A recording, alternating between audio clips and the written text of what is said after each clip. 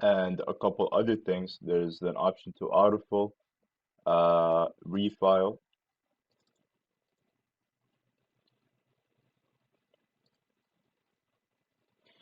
If you look here, you can see that there's an option to actually jump to this specific problem on the Mac version. So when you go here, you can sort out any issues that they may have with what you did, or if you haven't answered a required question. So for example, foreign property. Did you own or hold foreign property over $100,000 in 2020?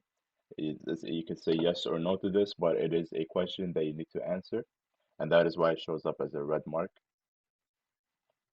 And there's a bunch of other questions here that if it applies to you, you can fill out, and you could go to the next page by clicking on page 2 and just continuing to sift through the form.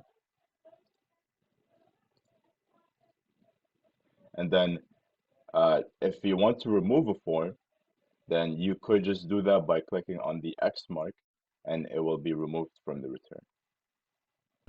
Thanks for tuning in. Be sure to check out our other videos on our TaxTron channel. And don't forget to hit that like and subscribe button to receive more videos. See you next time.